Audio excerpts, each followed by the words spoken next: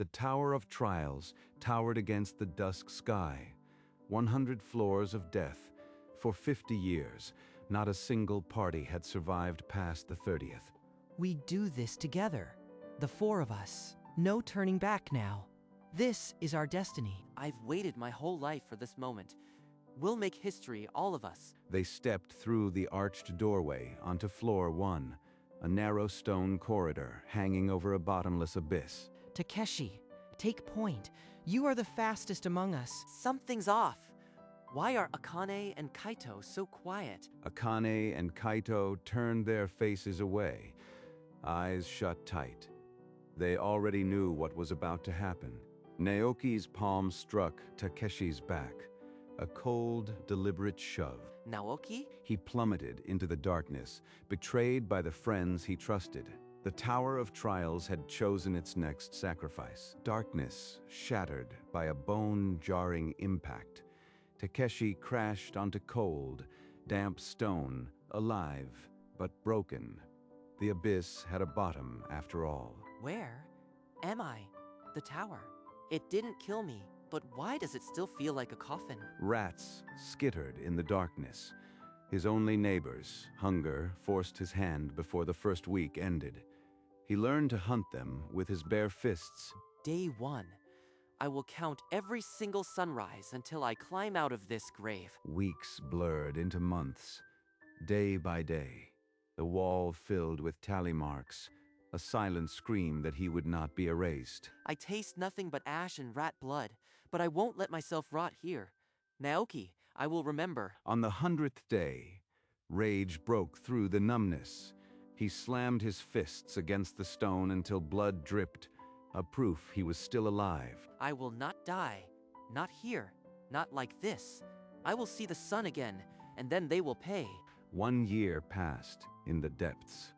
His body was scarred, his hair matted. Red in his eyes burned a fire no darkness could smother. 365 tally marks. He had survived a year in hell, but he hadn't taken a single step closer to escape. In the second year, desperation became purpose. Takeshi crawled deeper into the darkness, searching for any crack in the tower's belly. What is this place? A forgotten armory.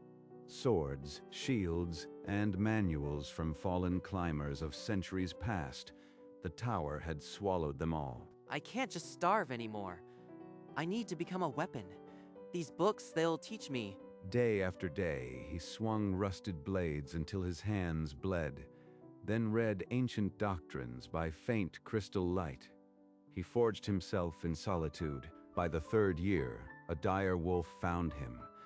It circled with hunger, but Takeshi no longer feared monsters. Its movements. I can read them. The manual's forms are becoming instinct. One clean stroke.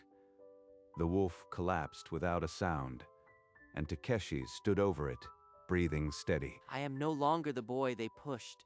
I've become a blade. 3 years of darkness had sculpted a warrior, but the path upward still remained hidden, a cruel promise whispered by the tower's ancient stones. In the 5th year, a draft from a hairline crack revealed a chimney. Takeshi clawed the stone until the passage lay open. This leads up. I can feel it. No more counting days, only steps. He climbed the shaft for hours, muscles tearing, fingers bloodied. The light above grew steady. He caught the edge of floor 1 and pulled himself into the corridor. The same where he had fallen, a scarred stranger, the exit door. To the world outside, barely 10 minutes had passed. For him, 5 years of hell. I could walk out, face Naoki, but then the tower would still stand. I would still not know why. He turned from the door and faced the inner stairwell. The tower rose above him, its 100 floors waiting. I'll climb all of it. I'll tear the truth out of this cursed place. Then I'll decide. Floor by floor, the trials would come. But he carried a rage tempered by isolation. He was no longer a boy. His climb to the summit had begun. The Tower of Trials had no idea what it had created. Floor after floor, Takeshi carved through monsters that would have felled a dozen warriors. 5 years of survival had made him more beast than man. These runes. The tower demands a price. Blood given willingly is the truest sacrifice. What does that mean? On higher floors, more writings. Each spoke of trials not as tests, but as tributes, the tower feasting on climbers' lives. If the tower needs sacrifices, then my fall wasn't just Naoki's choice. It was designed. Floor 30. For 50 years, no party had passed this point. Takeshi faced the Guardian alone. A giant golem. Its strength could crush me, but I've killed shadows worse than stone. He channeled his rage into a single strike, breaking through the golem's core with a technique he'd invented in the dark. Bloodied, gasping, he stood over the shattered stone, alone. He had cleared the impossible. As his fingers brushed a rune on the wall, he felt it, a faint heartbeat. The tower was alive. So you are watching me. Good. I'll find out what you are. Then I'll break you. Then I'll break you. Floor 50 was unlike the others. The walls shimmered with ghostly light, and the air whispered with the voices of the fallen. The same scene. A leader shoving his comrade into darkness. It's not just me. Visions cascaded. A robed mage kicking a knight over a ledge. A young girl clawing at her sister's hands. The tower had claimed countless victims. He stumbled upon a leather-bound journal, its pages brittle with age. A past climber had documented the tower's hunger. It chooses the one to fall, and the ones to push. The tower doesn't test strength, it harvests betrayal. The words burned into his mind. Naoki's cold smile, Akane's averted eyes, Kaito's silence, all of it engineered by the tower. They were just puppets. The real enemy is the tower itself. He closed the journal and stood. The tower wanted him angry, wanted him to seek revenge, to feed it more suffering. I won't give it what it wants.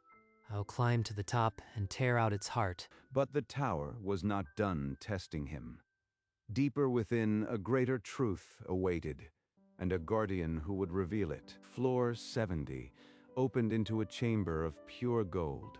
Takeshi's steps echoed as if the tower itself held its breath. You have climbed far, Takeshi. The tower has been expecting you.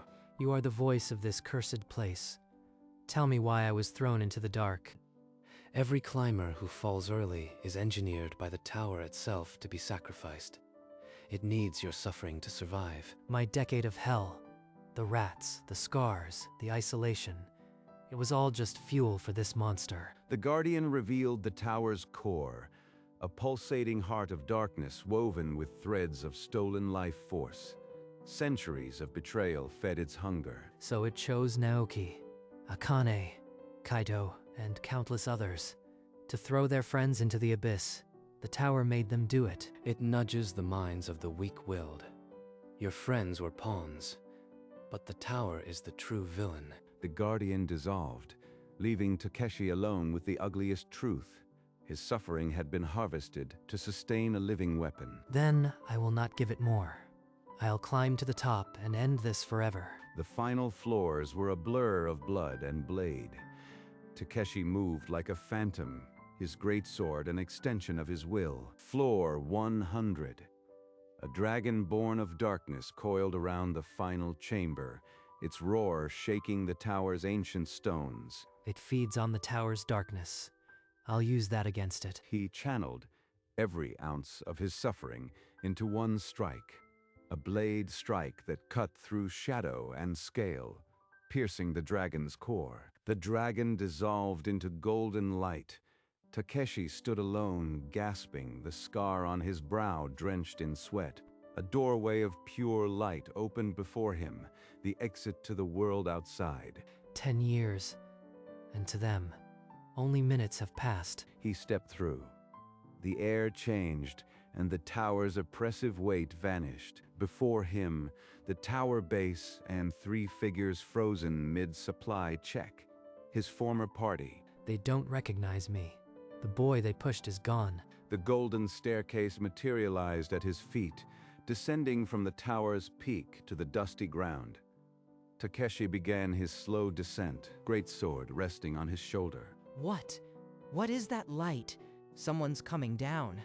The figure emerged step by step, a scarred warrior in a tattered cloak, his presence pressing down like a storm. They'll know me soon enough. Then we'll see if the tower's poison holds. That stance, those eyes. It can't be. He fell. You pushed him. Number. It is him. Takeshi. Impossible. You fell into the abyss. How? How are you alive? Takeshi reached the ground and walked forward. His eyes passed over them as if they were strangers. No words, no rage. Wait. Are you going to kill us? Takeshi did not answer. He had not come back for them. The tower's truth was a heavier burden than any blade. Takeshi stopped. His head turned just enough for the scarred side of his face to catch the morning light. Why? Why aren't you killing us? You have every right. I climbed the whole tower. Floor 70 taught me the truth. The tower chose the one to fall and the ones to push. Chose us? We didn't. We just wanted the reward. We never meant. It whispered to your greed, your fear, made you believe you were choosing. But the tower was the hand that pushed. Naoki's arrogance shattered. He dropped to his knees beside his fallen sword, the weight of a decade of unintended guilt crushing him. I knew something was wrong, but I stayed silent. I am just as guilty. I didn't come back for revenge. I came back to end the tower. Leave this place and never return. He walked toward the Hunter Association, leaving them broken but alive. Mercy was the blade the tower would never understand, but the hardest fight was still ahead, convincing the world that the Tower of Trials was a monster wearing stone skin. Takeshi strode into the Hunter Association's grand hall, his tattered cloak and great sword drawing every eye. You claim the Tower of Trials feeds on betrayal? Preposterous. It's a dungeon, not a living thing. They need proof. Then I'll give it. Without a word, he raised his hand. A training golem across the hall shattered into dust, crushed by sheer pressure of his will. That power, even our strongest hunters, couldn't do that so easily. What are you? I survived 10 years inside. I cleared all 100 floors, and I have the truth of what the tower really is. He produced a memory crystal. Golden light filled the chamber, and the Guardian's voice echoed from it. Every climber who falls early is engineered by the tower itself to be sacrificed. The words hung in the air. If this is true, then hundreds have died as fuel. The tower is a crime against humanity. The council erupted into panicked whispers. For the first time, Takeshi saw the seed of belief taking root. Inspector Jiro wasted no time. He summoned the highest-ranking mages and formed an investigative committee before the council could second-guess. We will examine the tower ourselves. If Takeshi's claims hold, no stone will be left unturned. They traveled to the tower at dusk, just as Takeshi had left it, the golden doorway still pulsing with unnatural light. Mages spread around the tower's base, their detection spells revealing a sinister truth. The stone itself was drinking life force from the land. The hidden subfloor is here. That's where I fell, and where the tower feeds. This tower is a crime against humanity, a living weapon that devours the innocent. We must close it. By morning, the council chambers were filled again. The committee presented an unshakable report, and a parchment was laid on the table. The International Tower Closure Decree. By order of the Hunter Association, the Tower of Trials shall be permanently sealed, and all entry forbidden. One by one, the council members stamped the decree with their seals. The document would change history, but the hardest task still remained. The decree awaited only the final ritual, to bind the tower with chains of magic and silence its hunger forever. At dawn, a crowd gathered at the tower's base. Mages, officials, and common folk who had lived in its shadow for decades. The mages encircled the tower, their staffs planted. A low chant began, and chains of pure magic spiraled from the earth, wrapping the ancient stones. By the authority of the Hunter Association and every nation here represented, we seal the Tower of Trials forever. The tower resisted. A violent pulse of golden light surged outward, causing the mages to stumble. It was fighting to survive. You've fed on betrayal for centuries. Today, you starve. The chains tightened. The golden light flickered, then began to dim. A final agonized pulse shook the ground, and then silence. The arched doorway slammed shut with a thunderous crack. Light vanished. The Tower of Trials stood dead, a sealed tomb. It is done. May the souls lost within here finally find rest. From a distant hill, Takeshi watched the last gleam vanish. His hand rested on his greatsword, but he did not draw it. He had climbed alone for a decade, but he had not let the tower make him a monster. Now the world would never know the same trap again. Years passed. In a village tucked between green mountains, a small wooden dojo stood open to the breeze. Inside, a weathered man with graying hair guided a young boy's hand on a wooden sword. Keep your stance low, Taro. A comrade relies on your stability. Me next, Sensei. I've been practicing the overhead strike for weeks. On the wall behind them, a black greatsword hung untouched, a relic of a former life. Takeshi sat back, watching Taro and Yuki clash with clumsy determination. The dojo echoed with their laughter. I will teach them what the tower never could, that we don't leave anyone behind. A faint smile crossed his scarred face. The first genuine peace he had known. The Tower of Trials was a sealed tomb in the distance. But here, life grew anew. Takeshi had found his answer. Strength wasn't climbing alone, but lifting those beside you. On quiet evenings, Takeshi would climb the hill overlooking the valley, where the sealed tower pierced the horizon like a forgotten tombstone. The boy who fell that day still lives somewhere inside me. He's the one who refused to turn into a monster. A faint image flickered beside him. A younger Takeshi, wide-eyed and earnest, the ghost of a path not taken. We don't leave anyone behind. It took me a decade of darkness to understand that simple truth. He rose, his joints stiff from old battles, and gave the tower one last look.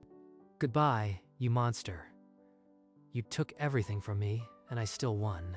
The path down led to the dojo, where two wooden swords clashed in eager hands. Taro and Yuki stopped mid-spar, bowing as their sensei returned. These children will never know the abyss. They'll learn to lift each other up, not push each other down. And so the solitary climber became the guardian of camaraderie, his legacy not a tower's conquest, but a lesson spoken softly each day. We do not leave anyone behind. Naoki tilled the soil as a farmer, the weight of his sword replaced by a plow, but the weight of memory never left. Akane became a healer in a small town, her staff now a symbol of mending, yet her eyes often drifted to the horizon, lost. Kaito guarded the city gates, his bow always strung, his gaze forever scanning for threats that never came. The Tower of Trials stood overgrown with moss, its sealed doorway a mute testament to a hunger now silent. They never forgot, but they learned to live, carrying the lesson that Takeshi had carved into stone.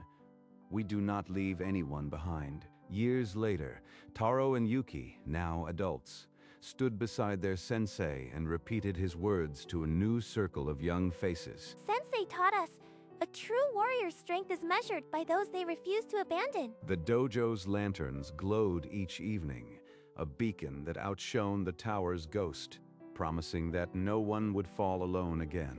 On the wall, the black greatsword rested untouched, no longer a weapon, but a reminder of a long, solitary climb that ended in a lesson. And so the Tower of Trials became a dead monument, and the man who survived it became the quiet guardian of a truth the world now held sacred. Decades passed. The dojo, once a small refuge, grew into an academy built on a single principle carved into every student's heart. Takeshi, now silver-haired and leaning on a walking stick, watched from the porch as Taro led a class of 20 young warriors. They learn what I never had. A comrade's hand is stronger than any greatsword. Yuki approached with a tray of tea, her own sword long retired, her hands now shaping young minds with patience. Sensei, the new students ask about the legend who climbed the tower alone. There is no legend, only a lesson. The tower was a lie. Our strength is each other. On the wall, the black greatsword hung, its blade dulled by time and peace, a relic of a purpose long fulfilled. A young boy pointed at the sword. Wide-eyed, Taro knelt beside him and gestured toward the creed carved above the doorway. We don't leave anyone behind. That's the only weapon we need. And so the tower's shadow faded entirely, replaced by the light of countless souls who would never be sacrificed again. Takeshi's hair turned white as snow, his steps slower, but his eyes remained clear. He finally set down the walking stick and sat on the dojo porch for the last time. The students gathered, Taro at the front, holding back tears. The old sensei smiled and gestured to the creed above the door. I've taught you all. Now you teach the world. That's all a blade is for. To protect, not to cut down. Taro and Yuki knelt beside him, their heads bowed, as Takeshi's breathing slowed, peaceful. The greatsword on the wall caught the sunset light one final time. We will never forget, Sensei. We'll carry your lesson to every corner of the continent. A soft breeze swept through the dojo, and Takeshi's eyes closed. The tower in the distance seemed to sigh, its last shadows vanishing. They buried him beneath the cherry tree behind the dojo, with no marker but a single wooden sword and the words carved into the trunk, "We do not leave anyone behind." Years later, a young child visiting the dojo paused at the tree, reading the faded carving. An older Taro approached. That's where the sensei who climbed the tower rests. He taught us that a warrior's worth is in the friends they refuse to abandon. The child looked up at the cherry blossoms falling, and the dojo bell rang in the distance, marking another lesson begun. Centuries turned the sealed tower into a heap of moss-covered stone, its door forever shut. Children played at its base, unafraid. The dojo remained, its creed carved in stone above the door, never weathered. Generations passed through its gates. Inside, students still trained with wooden swords, their sensei reciting the lesson that had become law. Strength is not in solitude. Legends of the climber who conquered 100 floors alone faded into myth, but the truth he uncovered changed the world. No climber ever again entered the tower. No one was pushed, betrayed, or sacrificed in its name. The creed spread to every guild and association, etched into their charters by the Hunter Association's decree. We do not leave anyone behind. In the cherry tree's shade, a small plaque read, "Takeshi, who climbed alone so that none would fall," and the dojo bell rang each dawn, calling new students to learn the first rule: a true sword defends the hand beside it. The Tower of Trials became a dead monument, but the lesson it unknowingly birthed lived in every heart that chose camaraderie over sacrifice. Thus ended the age of the climber, and began the age of the hand that never lets go. Deep within a frozen mine, a trio of rookie hunters pressed forward through icy tunnels, their leader muttering the creed under his breath as a mantra against fear. An ice bridge cracked beneath the rear scout. She screamed as the stone gave way, but the leader spun, seized her wrist, and hauled her up before she fell. For a heartbeat, they stood frozen. Then the leader repeated the ancient words, "We don't leave anyone behind." The group exhaled as one, steadied. They cleared the mine without a single casualty. Their bond forged in the moment of crisis. Word of their success and the creed they carried spread. Across the continent, similar scenes unfolded. A ranger carrying a wounded ally through a dark forest. A mage refusing to abandon a fallen comrade. The creed had become instinct. At the old dojo, an elderly Taro read the reports and smiled. He touched the plaque beneath the cherry tree, then turned to face a new class of students. Sensei, we did it. From now until forever, no one will be left behind. The cherry blossoms fell, and the dojo bell rang, echoing the promise across the hills. The tower's shadow had long vanished, but the light of that promise endured. Records of the Tower of Trials were archived, its lessons studied, its victims remembered. And in every hunter's oath, the creed was spoken. The world had changed because one refused to become what the tower wanted. That single decision echoed through centuries, a testament that the strongest climb is the one you make together. The dojo's lanterns flickered on, one by one, as dusk settled over the cherry tree. A lone child stood before the wooden sword marker, tracing the carved words with a tiny finger. No voice explained. No legend was spoken. The child simply understood. Here lay someone who refused to let go. Inside, the greatsword remained on the wall, untouched. Dust motes danced in the fading light. The dojo breathed with the silence of a lesson already taught. The tower in the distance was a low, dark shape, overgrown and forgotten, its hunger buried under centuries of moss and silence. The child turned from the tree and walked towards the dojo, drawn by the soft glow of lanterns. The door was open. No one was there to greet them, but the walls held every answer. On the wooden floor, a faint outline of a kneeling figure remained, as if the old sensei had just risen, and the creed carved above the door stood sentinel, its message eternal. Strength is not leaving anyone behind. Outside, the bell tower silently waited for dawn. The wind carried the faint echo of a lesson given a century ago, now a truth held by the world itself, and the Tower of Trials, sealed and silent, had become nothing more than a shadow on the mountain, a monument to a monster that starved. But the dojo remained, its door open, its lanterns lit, waiting for the next hand that needed to be lifted. Dawn light brushed the carved creed above the dojo door, and the wooden frame seemed to exhale, waiting.